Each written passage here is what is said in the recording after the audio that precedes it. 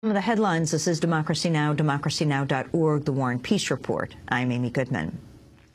Israel's threatening to launch a ground invasion of the Gaza Strip after breaking an informal ceasefire with a series of deadly attacks. On Wednesday, an Israeli airstrike assassinated Ahmed Jabari, the head of Hamas's military wing.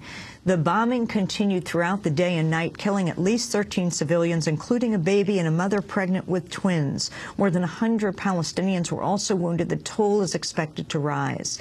At least 3 Israelis were killed today when Palestinian rockets hit a residential building in the town of Kiryat Malahi, the first Israeli fatalities since the latest fighting began. Israel says it's launched the strikes to prevent Palestinian rocket fire, but the latest round of violence began last week when Israeli troops killed a young boy in Gaza. The situation has escalated since Saturday when Palestinian militants fired at an Israeli military vehicle near the Israel-Gaza border. After Palestinian militant groups agreed to an informal truce Monday, Israel broke 2 days of quiet with Wednesday's attack. Israel's attack on Gaza marks its largest since the U.S.-backed operation that killed more than 1,300 Palestinians nearly 4 years ago. It was just about this time, just after President Obama was elected for the first time, that the attacks Operation Cast led began. We go now to Gaza City, where we're joined by Palestinian journalist Mohammed Omer. Welcome back to Democracy Now!, Mohammed. Can you describe what's happening now on the ground? Well, the only thing you can hear, Amy, here is the bombing and F-16s and missiles dropping across the Gaza Strip and everywhere in the Gaza Strip. Let's just start by the northern part of the Gaza Strip, where we just heard a number of missiles fired by Israeli F-16s and the drones. When you look at the Gaza sky, you find F-16s hovering and drones. You cannot tell the difference. There is in the east part of the Gaza Strip, we're talking about here Khan Yunis, Gaza City, Rafah, and also the southern part of the Gaza Strip, in particular where the bombing is taking place from the Israeli warships. The situation is very critical at the moment. As I'm sitting right now with a number of people who are evacuating a number of the injured people in Gaza City, the medical crew are unable to find where to go to evacuate the dead bodies. There is a lot of people who are injured. So far, we have the number as, according to the medical crew next to me, we have 15 people who were killed in the last 24 hours. And we have over 150 people who are injured. The majority of them are men and women. In the last few hours, or actually in the last couple of hours, the emergency team here and the ambulances announced that they found the bodies of 4 people, including a child who lost her leg, and a young man who was critically wounded between the north and Gaza City. As we speak at the moment, also, we are told that the F-16s are firing missiles on Nusayrat refugee camp in the middle of the Gaza Strip. This is not the first time. And last night alone, 8 airstrikes were fired at a Nusayrat refugee camp in the southern part of the Gaza Strip. Mohammed Omer, I wanted to ask you about a new report in the Israeli newspaper Haaretz. The Israeli peace activist Gershon Baskin, who helped mediate between Israel and Hamas in the deal to release Gilad Shalit, told the paper that Hamas military commander Ahmed Jabari was assassinated just hours after he received the draft of a permanent truce agreement with Israel, which included mechanisms for maintaining the ceasefire.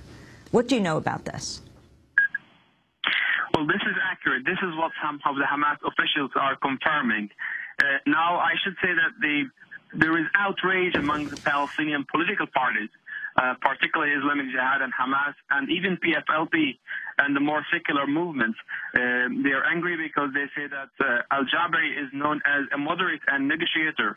Just to remind our people that al-Jabari is the one behind the release of the Israeli soldier Gilad Shalit. And al-Jabari was the one who's actually the contact person during this critical time of the year when there is bombing and F-16 firing and there is a need for truce. Al-Jabari is the person to talk on behalf of the Palestinians.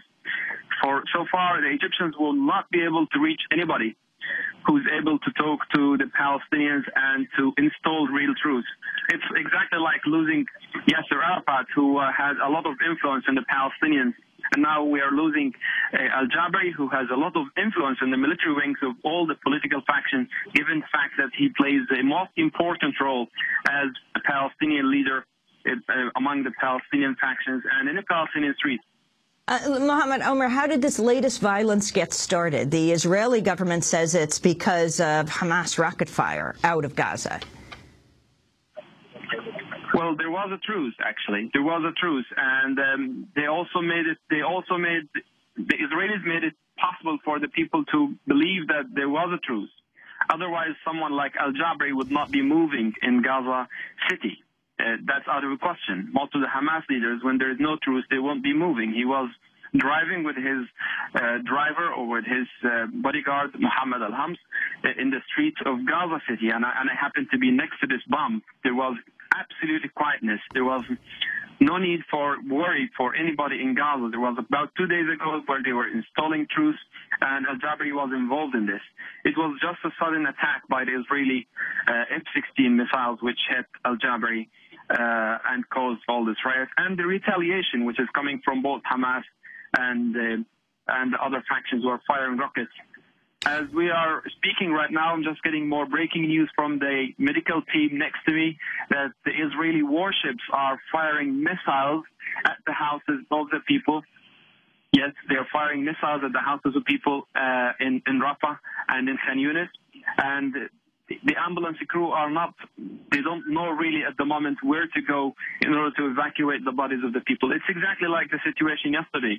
Well, I could confirm that most of the casualties and the people who are injured and killed are civilians, are people who are not taking part in any type of military confrontation.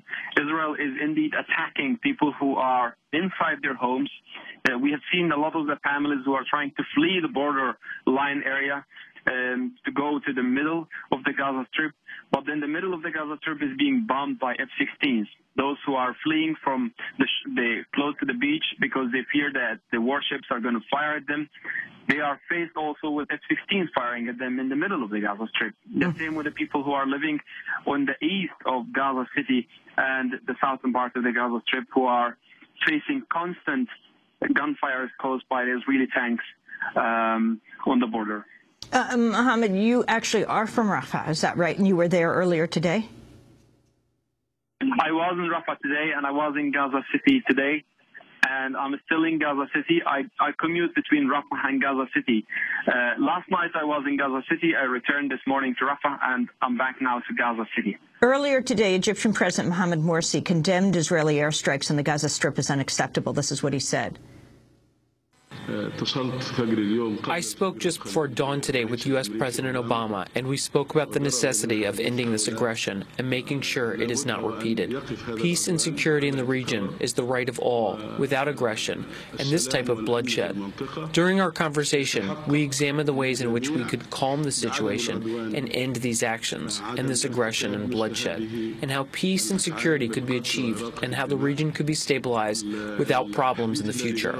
I explained Egypt's stance about our eagerness to maintain good relations with the United States and the world, but at the same time, we completely rejected this aggression and refused to accept these actions and bloodshed, and the siege placed on the Palestinians and aid to them.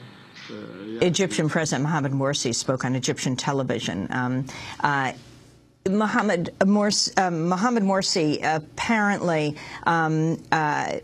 pulling out the Egyptian ambassador to Israel, Mohammed Omer. Where do you see this all going right now? I mean, and also talk about 4 years ago.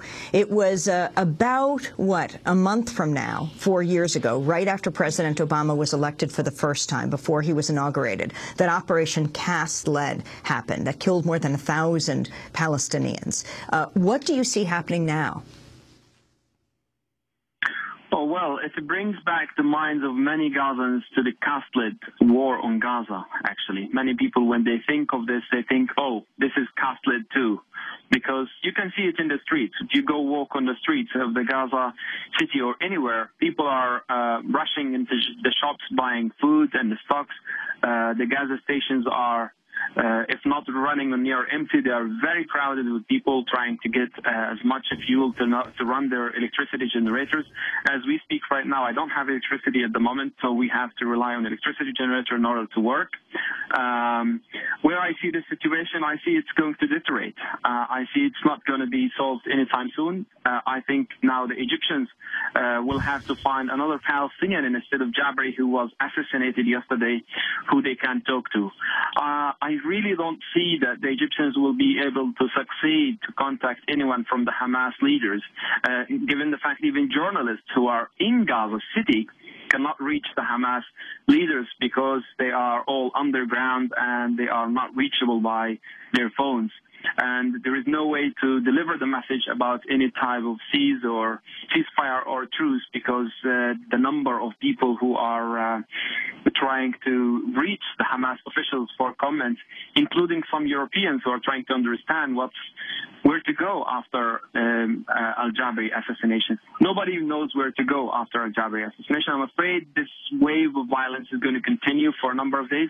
Israel has indicated in a number of occasions that they are going to ask their schools to be shut for a number of days and even weeks. That also makes many Gazans think that indeed there is a very acute and dangerous situation where the Palestinians are concerned that this is going to take a longer period. Mohammed Omer, I want to thank you very much for being with us. We will, of course, continue to follow this developing situation. Palestinian journalist speaking to us from Gaza City. In 2008, Mohammed won the Martha Gellhorn Prize for Journalism in Britain. This is Democracy Now!, democracynow.org, The War and Peace Report. Back in a minute.